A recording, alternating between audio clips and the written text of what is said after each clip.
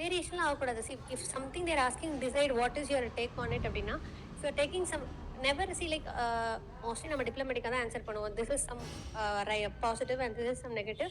So whatever thing is both or thing நம்ம வந்து இப்படி தான் எடுத்துகிட்டு போகணும். டிப்ளமேட்டிக் ஆன்சர் தான் இருக்கும். பட் நீங்கள் சம் கொஷின் ரைட் இது எஸ் ஆர் நோ அப்படின்னு கேட்குறாங்க அப்படின்னா எஸ்ன்னு எடுத்தீங்கன்னா எஸ்ன்னு எடுத்து அப்படியே முடிச்சிருங்க, அவ்வளோதான். பேலன்ஸ் அதுக்கு டிபெண்ட்ஸ் அந்த கொஸ்டின். இப்போ அந்த கொஸ்டினில் எஸ் ஆர் நோன்னு ஏதோ ஒன்று ஆன்சர் பண்ணியே ஆகணும்னு இருக்கு அப்படின்னா யூ ஹேவ் டு. சில கொஸ்டின்ஸ்லாம் மோஸ்ட்லி அந்த மாதிரிலாம் எதுவும் கேட்க மாட்டாங்க. You can take a balanced view. Even though there are these many negative, there are some positive. Mostly positive ஆங்கிளே முடிக்க ட்ரை பண்ணுங்க. Don't be too negative. கொஞ்சம் ஆன்லைன் கொஸ்டின்ஸும் எடுத்துக்கலாம் because they might feel very left out. Oh sorry, நான் ப்ரிலிம்ஸில் இந்த சிசாட்டே விட்டுட்டேன்ல once. Sorry. CSAT strategy, that's what people were also asking. How to use the time wisely for college batch students. Ashtana. Ma'am, please tell about social answer writing. I already told. Time management tips for college batch. Varavali illappa padichu dhaan avunu neenga. How you handle your daily classes along with your revision, daily process. It's like, my class starts from morning 7:30 I guess to 11:30 or 12 we have class. 12 to afternoon 6 o'clock time இருக்குது. அப்போ உட்காந்து ஒரு answer writing காலையில் நடத்தின subject அதெல்லாம் படித்து முடிச்சிடுவேன். அப்புறம் 6:30 to 8:30 is my optional. Post 8:30 I will read my optional and I will sleep. இவ்வளோதான். இப்படி தான் என்னோட ப்ரிலிம்ஸ் ப்ரிப்பரேஷன் போச்சு. And in my weekend I used to revise ஒரு பர்டிகுலர் சப்ஜெக்ட் எடுத்து ரிவைஸ் பண்ணுவேன். Exactly this is what I did. So based on your hour your time permits இதுக்குள்ளே நீங்களும் இதை மாதிரி ஏதாச்சும் ஒன்று பண்ணி but keep your answer writing everyday. Effective resources used. இப்போ தானப்பா சொன்னேன் ரிசோர்ஸஸ் நான் வந்து என்சிஆர்டி கிளாஸ் நோட்ஸ்ன்னு சொல்லிட்டு. Effective approach to CSAT, let me tell you right.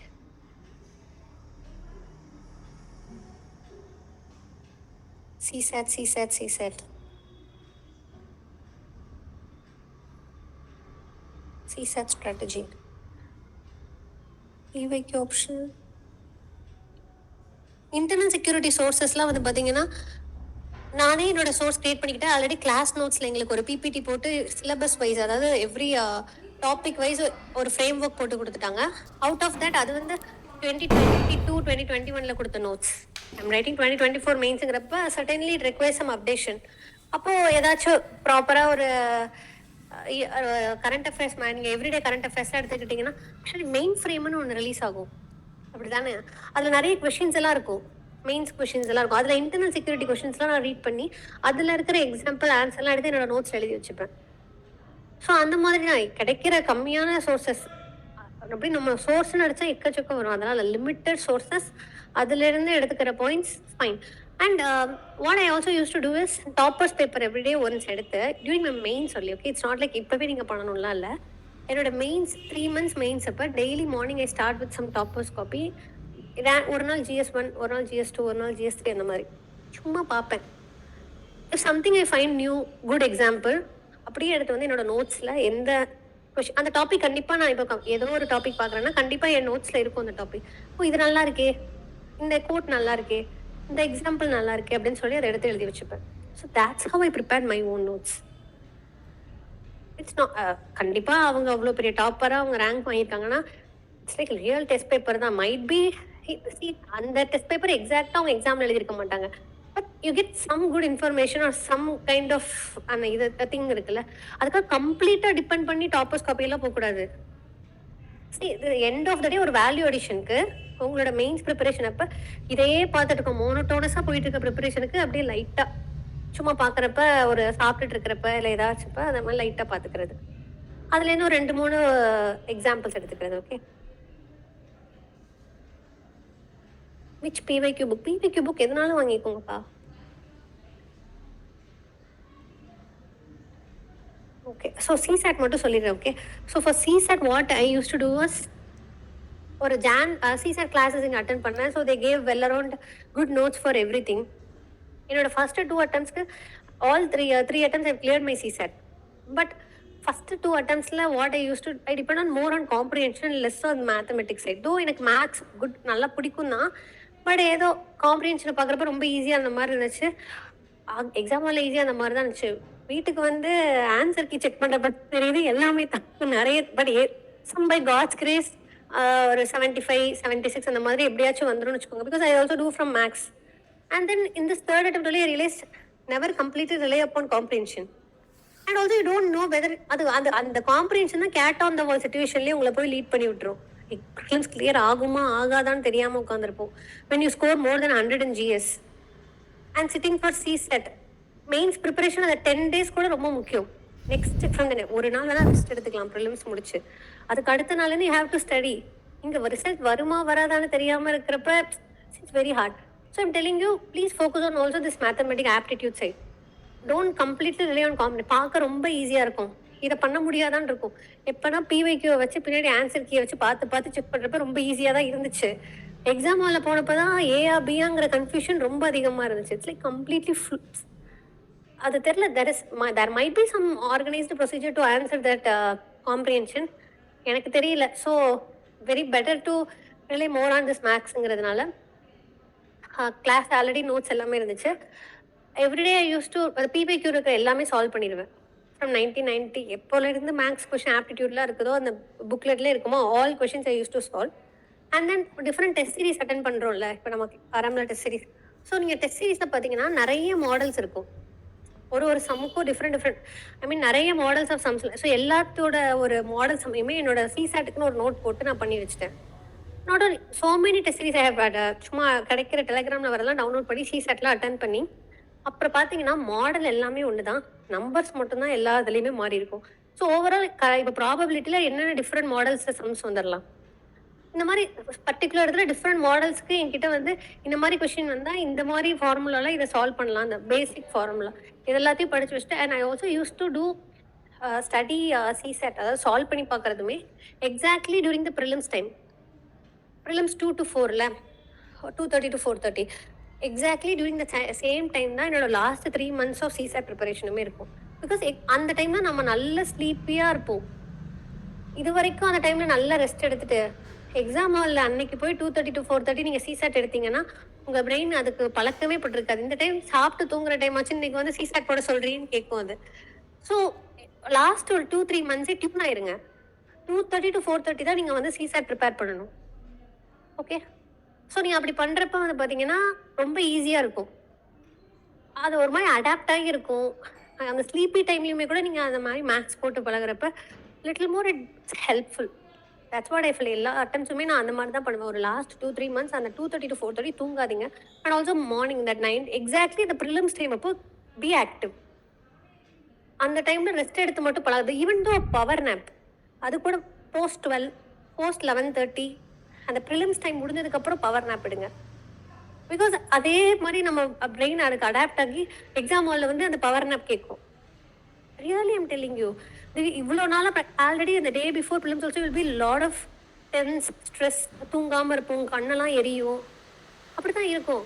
Naturally நைட்லாம் தூக்கம் வராது. நான் ப்ரிலிம்ஸ்க்கு 3 ப்ரிலிம்ஸ் இருக்கேன். 3 ப்ரிலிம்ஸ்க்கு நைட் முன்னாலாம் தூங்கவே வராது. லிட்டரலி 2-3 hours தான் தூங்குவேன். It happens. அந்த ஸ்ட்ரெஸ் இப்போ அதாவது என்ன தூங்கியே ஆகணும்னு நினச்சிட்டே தூங்குவேன், தூங்க மாட்டேன். ஹேப்பன்ஸ். Even for mains. இப்போ இனிஷியல் ஃபஸ்ட்டு மெயின்ஸ் போட்டு இருக்கும், அதுக்கப்புறம் மெயின்ஸ் எழுதிட்டு இருந்த டயர்ட்லேயே நம்ம தூங்கிடுவோம். So I'm telling it all these happen. ஸோ இதெல்லாம் மேனேஜ் பண்ணுறது தான் prelims. It's not about what you study and what you replicate there. So எப்படியாச்சும் இந்த ஸ்ட்ரெஸ் மேனேஜ்மெண்ட், கொஞ்சம் மெடிடேஷன், கொஞ்சம் ஹெல்த்தையும் பார்த்துக்கிறது இட்ஸ் வெரி வெரி இம்பார்ட்டன்ட். நிறைய நாள் எனக்கும் உடம்பு சரியில்லாமல் இருக்குது. இந்த அண்ணா நகர்லேருந்து அந்த அப்போலோக்கு இருக்கிற ஹாஸ்பிட்டலுக்குலாம் போகிறது வர்றது இதெல்லாம் நிறைய அனுபவிச்சிருக்கேன். So please take care of your health also. Eat healthy. கொஞ்சம் உங்களையும் நல்லா பார்த்துக்கோங்க. அப்போ தான் வந்து it's like year long preparation. அதுக்கு வந்து கண்டிப்பாக நம்ம ஹெல்த் முக்கியம், நம்ம உடம்பு முக்கியம். ஸோ பார்த்துக்கோங்க. And any other questions?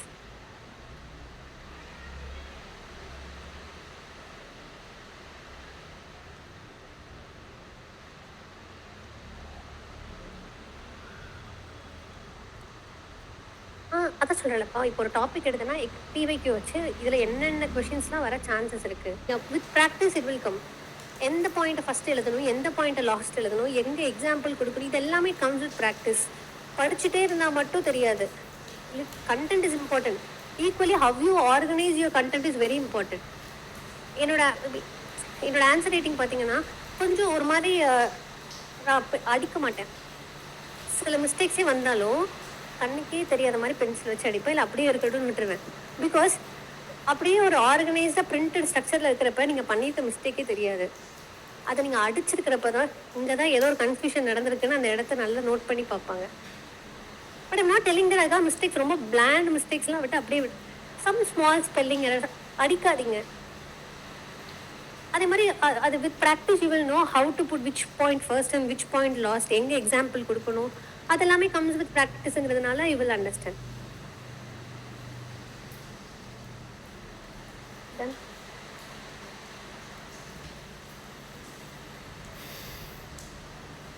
இல்லை இப்போ ஜிஎஸ் வந்து எவ்ரிடே நம்ம கிளாஸ் முடிச்சுட்டு படிக்கிறது. And optional started very late for me. By October தான் எங்களுக்கு ஆப்ஷனல் ஸ்டார்ட் ஆச்சு. அக்டோபரில், செப்டம்பர் நினைக்கிறேன். ஃப்ரம் செப்டம்பர்லேருந்து கொஞ்சம் கொஞ்சம் டெய்லி 1 hour ஆப்ஷனல். அதுக்கப்புறம் ப்ரிலிம்ஸ் கிட்ட நெருங்குறப்ப கிட்டத்தட்ட ஒரு ஜான் ஃபெப்ரவரிலாம் I closed me optional came back to prelims. Clear பண்ணலங்கிறப்ப see that's one thing. If you clear your prelims in first and well and good, go for it, give your best. If you didn't also, அதுக்கப்புறம் இருக்க time is very important. அங்கே நீங்கள் லெத்தார்ஜிக்காக இருந்துடாதீங்கன்னு சொல்கிறேன். அந்த time இதுக்கப்புறம் உங்களுக்கு கிடைக்காது. அந்த டைமில் தான் நீங்கள் வந்து உங்களோட மெயின்ஸ் எப்படி இம்ப்ரூவ் பண்ணுறது, ஆப்ஷனில் ஃபுல்லாக படித்து வைக்கிறது. டிசம்பர் வரைக்கும் if you work on it and post December you go for prelims. I am telling you what you study for mains. Mean prelims is subset of mains தான். நிறைய படிக்கிறீங்க மெயின்ஸ்க்கு, கண்டிப்பாக அதுக்குள்ளே தான் உங்களோட ப்ரிலிம்ஸும் இருக்குது. So believe it, it will be very helpful. And next from December you can start your prelims.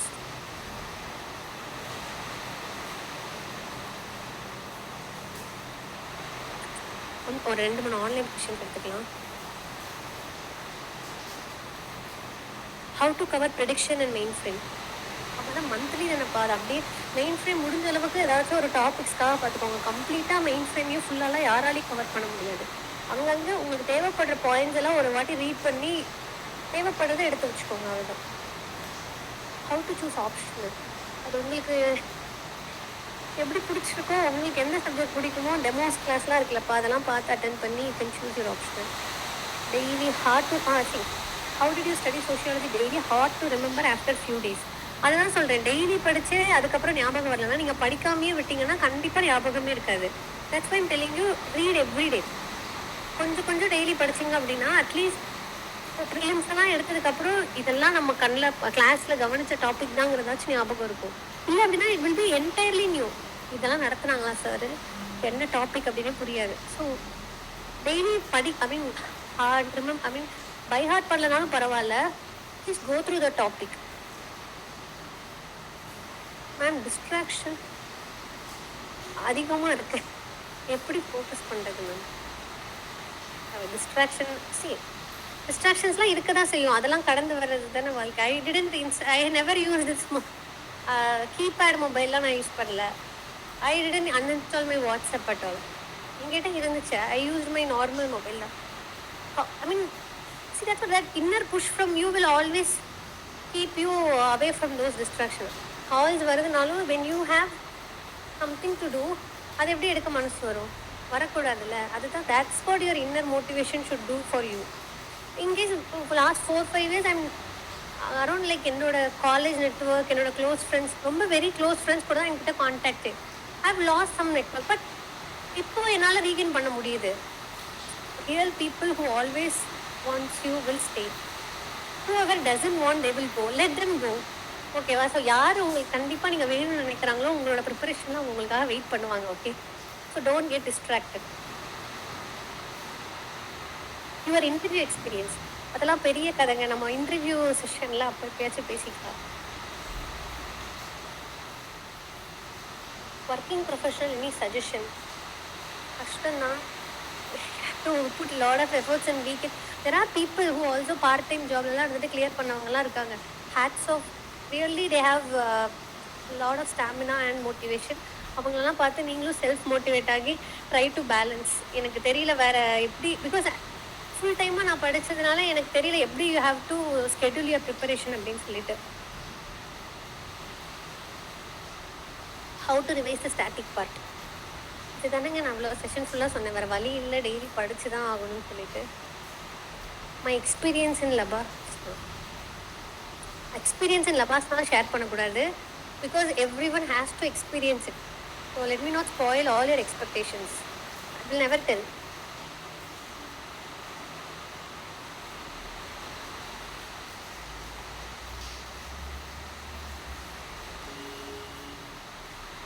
Difficult for me